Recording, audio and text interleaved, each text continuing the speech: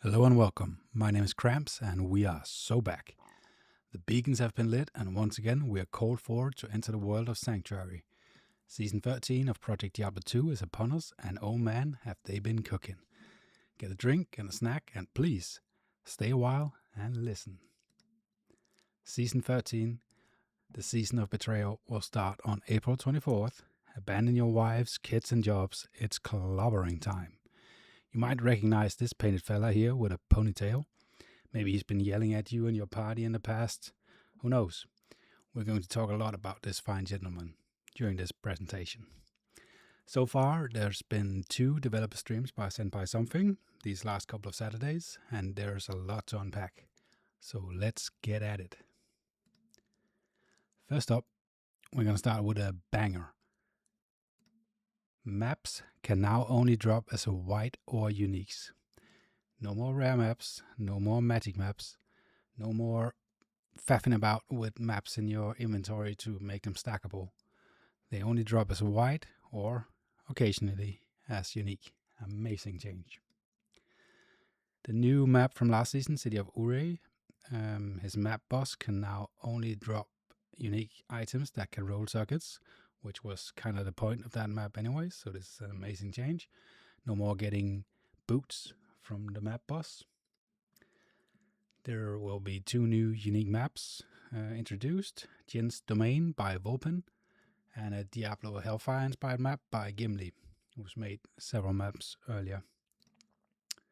Regular maps will be shuffled, new tiers and resistances for the maps. We'll have to wait and see what they come up with, but this is exciting. Get to play some different maps than you're used to on some of the builds you're used to playing those maps on. Amazing. There's also a few general changes. Boss items drop rates will now be the same for T1 and T2. Currently it's planned to be 1 in 200, which is kind of a buff for the regular people. Doing T1s is just as viable as doing T2s. And hardcore DGen bosses they'll be doing T1s as well, because there's no real point in doing T2s except for getting the aura. Interesting change. We'll see how that changes the economy of the boss items a bit. Repair costs are now capped at 250,000 gold per item. This is amazing if you're using a rare or crafted armor, especially. Those could potentially cost more than $1 million just to repair a few points of durability, and I've definitely accidentally done that many times instead of using a rune for it. Great change.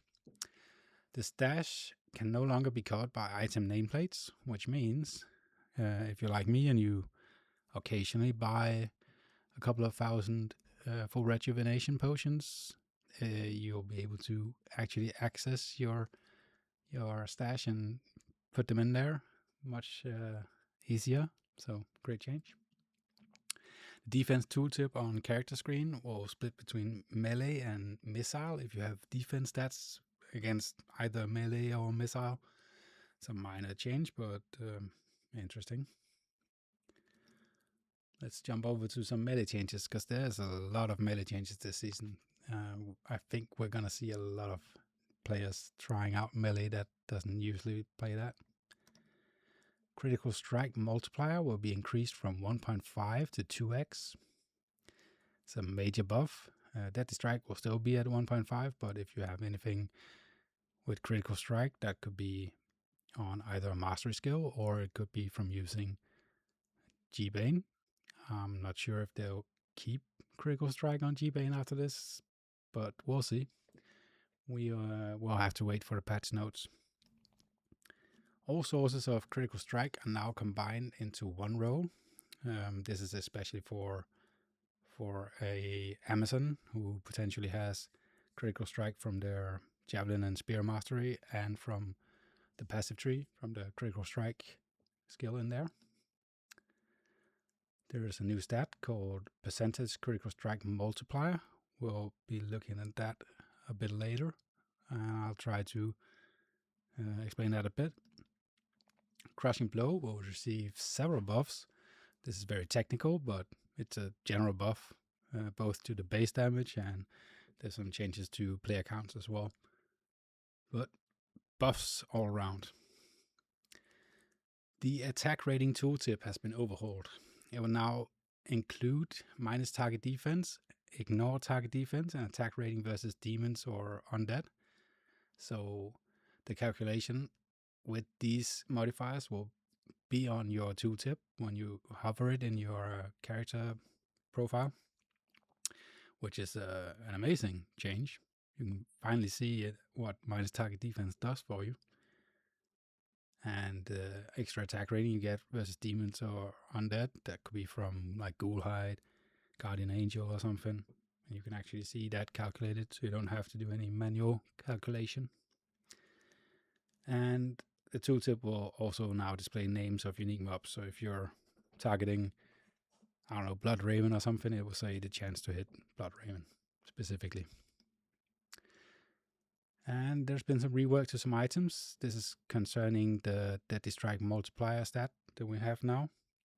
The first one that has been changed is Death Cleaver, as you see here. See the new stats on the right and the old ones on the left here.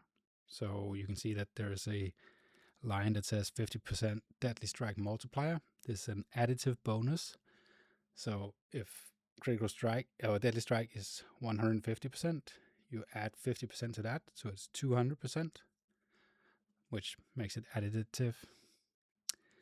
The other changes for this item is that the maximum Deadly Strike on there has been removed, and the Deadly Strike chance itself has been nerfed from 60 to 40%. Sadly, I don't think this is enough for making Death Cleaver much more viable.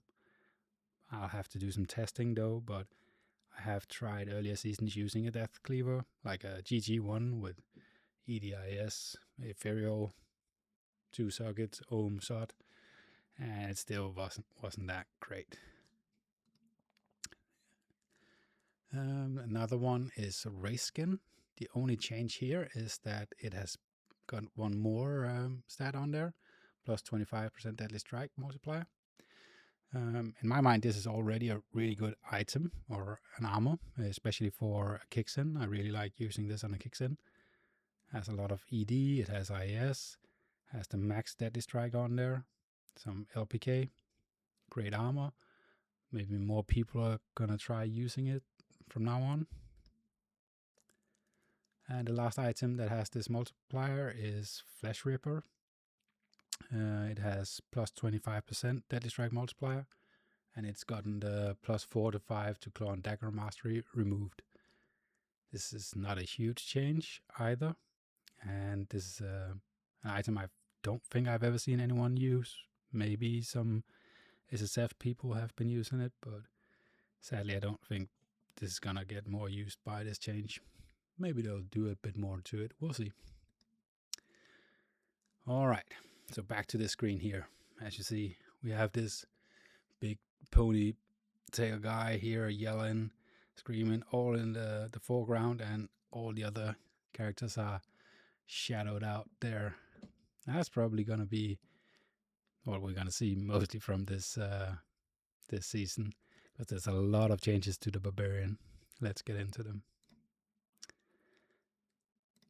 First one, you can now drink potions during Whirlwind, Leap, and Leap attack. This is a huge change. No longer do you have to stop and drink a potion before you continue whirlwinding or leaping. So this is amazing. This is definitely going to be great for all of those builds. Because we've all been there where we, in the middle of an attack, we're all of a sudden at 1 HP or something, and we have to stop and drink or just die. So amazing change. Concentrate and Berserk has gotten a small buff with a 20% increased melee splash radius. Frenzy Splash bonus modifiers are now local and will not benefit other skills, which means it only applies when you actually attack with Frenzy. This is to kind of combat that every single barbarian is using Frenzy to get the splash bonus on there. The IS and faster run walk from Frenzy will still apply to other skills, but at least now it's not that mandatory if you don't need IS, for example. And another big one, Frenzy now only requires 5 attacks to max out. You no longer have to stand in a corner hitting something for 50 attacks or whatever to max it out. Only 5 attacks required. Amazing change. And we have a new barbarian skill called Split Throw. Let's have a look at this new skill here. This is from Senpai stream. We see him throwing. He has a shield in here, so it's only from your main hand. You throw one weapon and it divides into 3 projectiles that when it reaches its target returns to you, and you can run away from it and it will still keep attacking. You can hit things multiple times. See the tooltip, or at least the temporary one here, splits you up throwing weapons, creating projectiles that return to you with number of projectiles at 3. Doesn't seem to be something you can up the number of projectiles on, but at least there's some high damage on there, some attack rating. And it has concentrate and increased speed as its synergies there, which is kind of good choices. Increased speed at least would be interesting because you'll be running hella fast, throwing your stuff. But we're not even done yet. There's more Bob stuff. Couldn't fit it all into one slide here, so we'll continue with the Bob stuff. General Mastery has been reworked into one-handed mastery.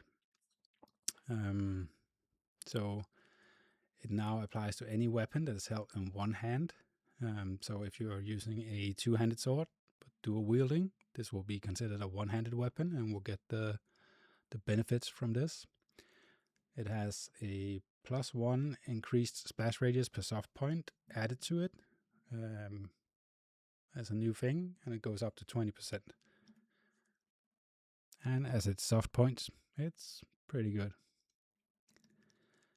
Next up is the polearm and spear mastery has been reworked into two-handed mastery, so it now includes axes,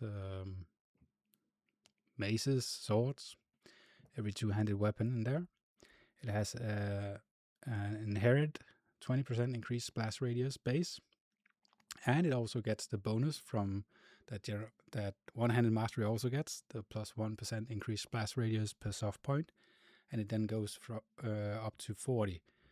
So it starts at 20 as the base, and then for every point you have up to, you can get up to 40 from that.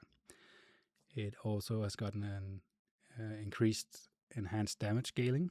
We don't know the specifics yet, but we'll see whenever the beta starts, or at least until we get some patch notes, but very interesting. It also grants chance of crushing blow and crushing blow efficiency instead of critical strike that it used to have. And again, crushing blow is getting a big buff, so this is also very interesting. We are definitely going to be seeing more barbarians using two-handers this season, so probably no longer the dual wielding meta as it's been for a long time. Very interesting to see what we can cook up from that. There's also been a few changes to other classes, not as much as the barbarian. Actually, we fit all the other classes so far into one slide here, but they are interesting nonetheless. So let's have a look. The first up is a big change for a lot of lightning builds. It's very general so far. It only says several lightning skills that deal 1 to X damage will have the minimum damage increased to roughly 15 to 25% of max damage. We don't know exactly which skills it's going to pertain to yet. In the actual dev stream, we got this news while Mr. Something was on a sorceress, so it will probably pertain to lightning, chain lightning at least. Other cases could be Holy Shock on a paladin, or all the lightning skills on an Amazon. And what it actually means is if you have like 1 to 1,000 damage, it will instead be either 150 to 1,000 or 250 to 1,000 damage, which is a big change. Lightning skills are notoriously random, right? Another change is for the assassin. Tiger Strike splash bonuses are now local and will not benefit other skills. This is kind of the same change that was done to Frenzy. So you don't have to stack up on Tiger Strike charges, or you at least don't get the bonus from it. Paladins may now use potions during charge. Again, similar change to what happened to Whirlwind and the leap attack skills. So you can now charge around drinking potions if you want to. Hydra projectiles now pierces mobs, but will have their AoE reduced. This applies to Hydra, not to Lesser Hydra, which is a single target spell. But this means that all the Hydra projectiles will pass through mobs and attack more around the screen. So this probably makes Hydra more viable in terms of mapping and farming in general. So very interesting change. We'll have to test that and see if it's actually viable. Javelin and Spear Mastery now has Critical Strike Multiply instead of Critical Strike. This is kind of an effect from the fact that the Critical Strike sources are now combined and calculated at once.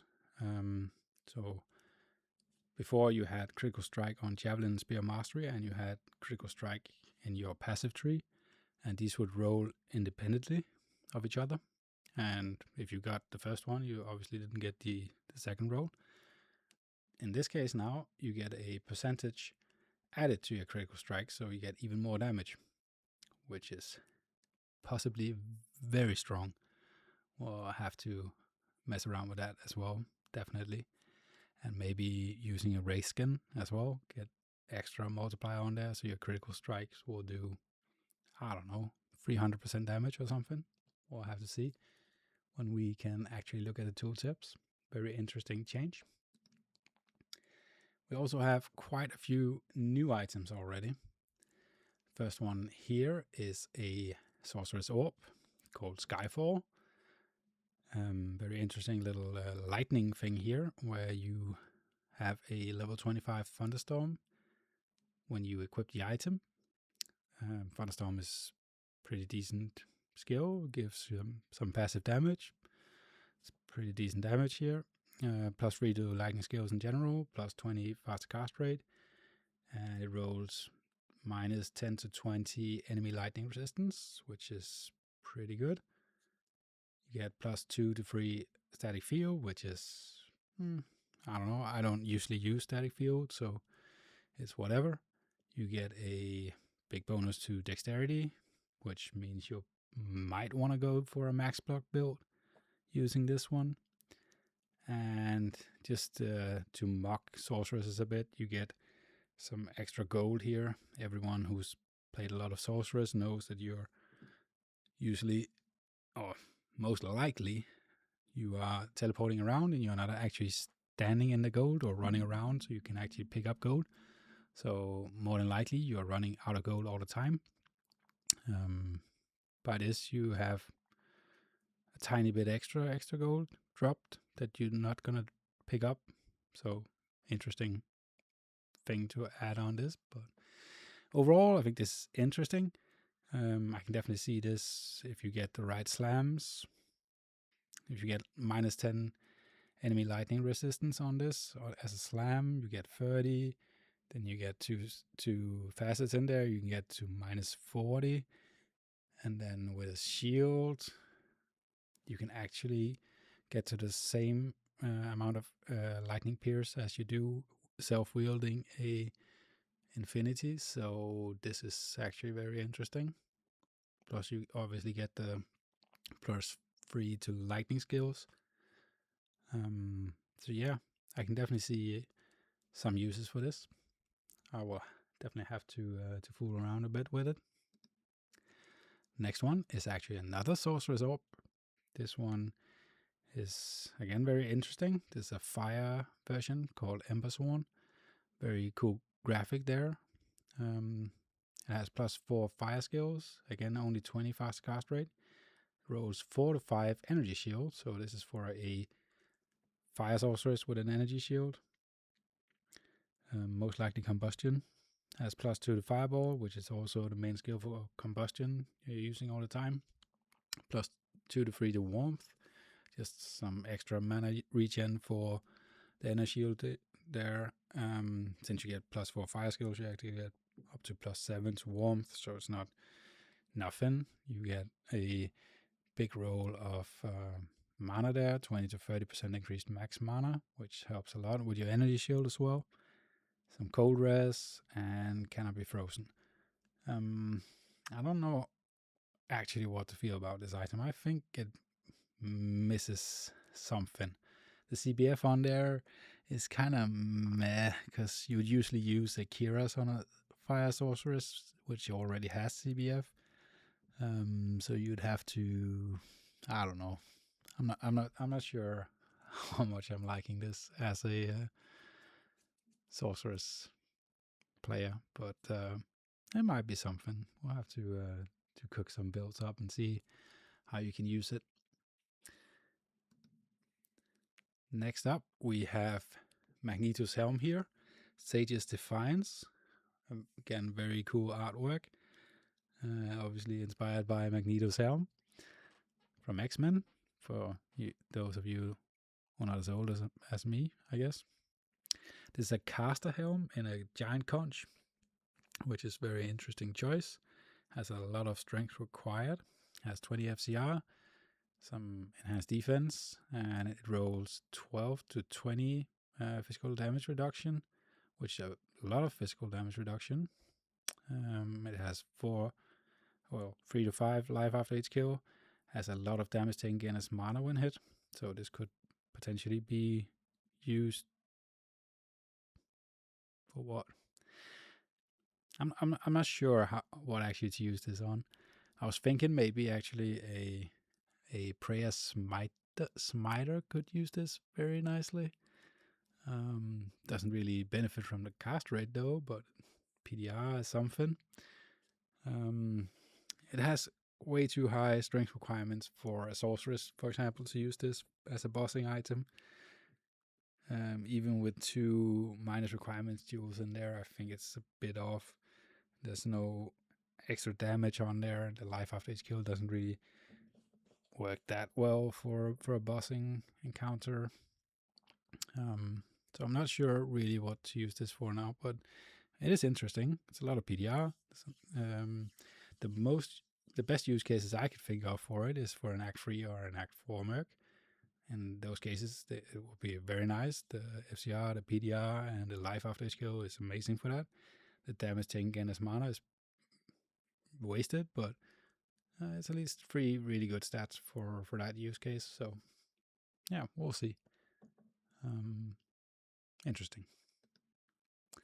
Next up, we have a new wand. This is a Nethercrocs Ghost Wand. It's like a mid-level, only required level 52.